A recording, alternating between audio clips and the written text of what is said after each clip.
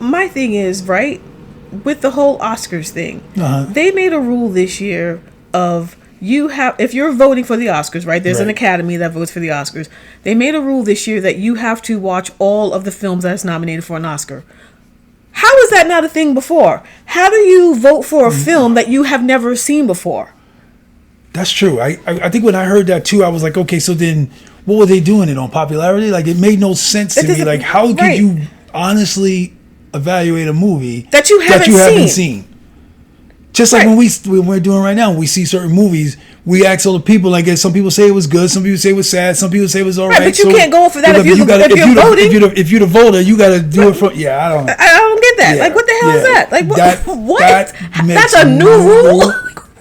In the Academy, was it like the 100 Academy?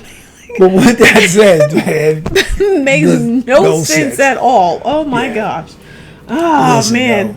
Okay, so welcome to the vibe between us. If you guys have any comments on that, we'd like to know what your thought is on that. Because how in the heck could you actually evaluate a movie that you didn't see? Keep in mind, they're saying this is a new rule, 2026. Yeah, they now saying people that are viewing this rule have to watch the movie. This is the 98th Oscar nomination. The 98th. So for 98 years, people have been just literally going 97 to be politically voting on a movie without actually physically seeing it. Yeah, that's craziness. Whatever. But okay. Yeah. But it's Oscar weekend. It's Oscar weekend.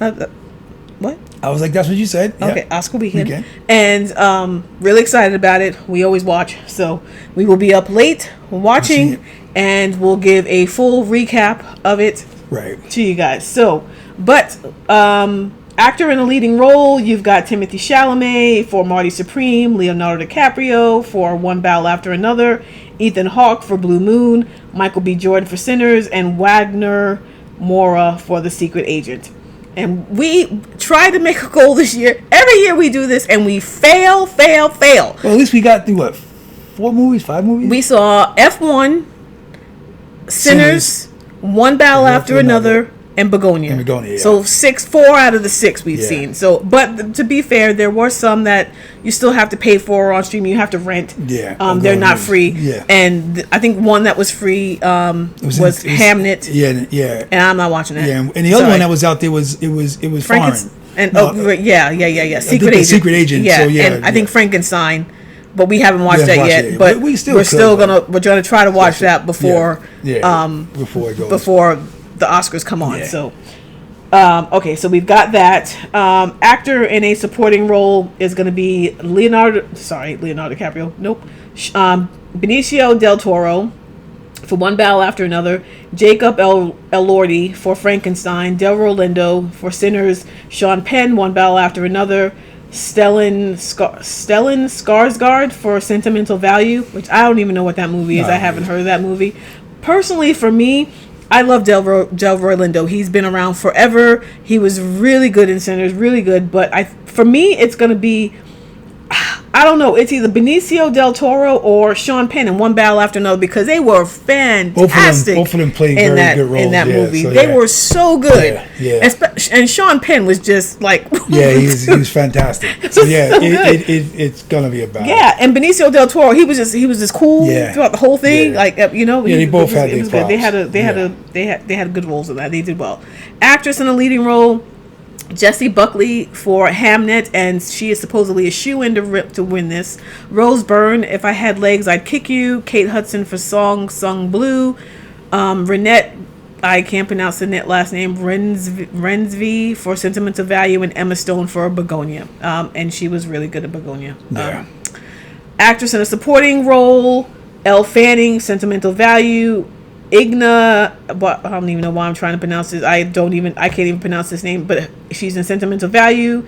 Amy Madigan in Weapons, and oh my gosh, what's her name in Sinners? Wunmi Musaku, and Tiana Taylor for One Battle After Another. And I like Tiana Taylor, but I don't know.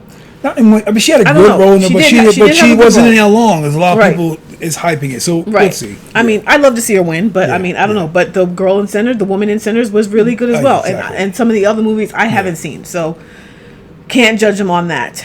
Animated feature, Arco. Elio. Is it Elio? Elio? K-pop Demon Hunters. That dang movie. Little Amelia, or the character of Rain, or Zootopia 2. I mean, really? I don't know. Zootopia 2 broke a lot of records.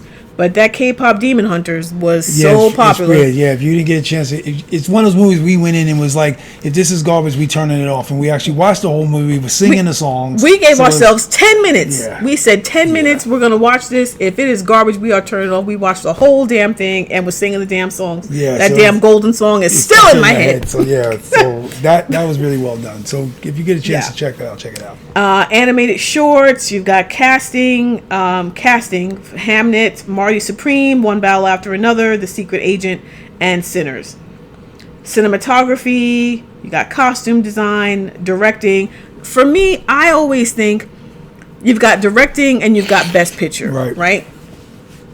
Sometimes the director will win and the film won't win for best picture, or vice versa. And it's just like, how is that even a thing? If you win for best picture, it's best picture because you directed the film. Yeah, I don't understand that. I don't understand that. I don't know why to me, I think they need to be together, because it's kind of contradicting itself that you could be a good director on a bad film. That don't make sense. So right. Yeah, leave it to the people who do that. So best directing, Hamnet, Chloe Zhao, the female, she's really good. Marty Supreme, Josh Safdie, One Battle After Another, Paul Thomas Anderson, Sentimental Value, Joachim Trier or something, I don't know, Sinners, Ryan Coogler. Documentaries, then they have documentary short, film editing, international film, live action film, makeup and hairstyling. Music, there's a lot. Music, that's original score. And if you haven't seen, on CBS Mornings, they do Anthony Mason, who is the best at interviewing musicians, artists, is absolutely fantastic. His interviewing. He does an interview with Ludwig Göransson, I think his name is, from Sinners. If you haven't seen that, check that out. It's on YouTube. It's on the CBS Mornings. The guy is absolutely amazing. He talks about how him and Ryan Coogler met, and the films that he has, the original scores that he's done for movies with Ryan Coogler, and other films that have come from that he's done. It's unbelievable. That was a fantastic interview.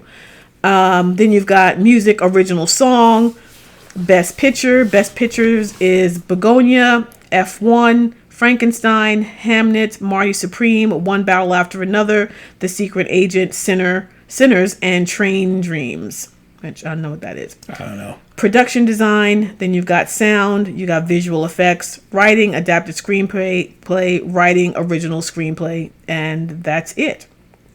The only thing about that is, go ahead. No, I was going to say, so that's all of the categories for the Oscars. I mean, doesn't seem like a lot of categories, but yet the thing goes on for like 3 hours. Well, yeah, and that's true. And I think the most important thing, most people who watch the Oscars, you're just looking for the main four things.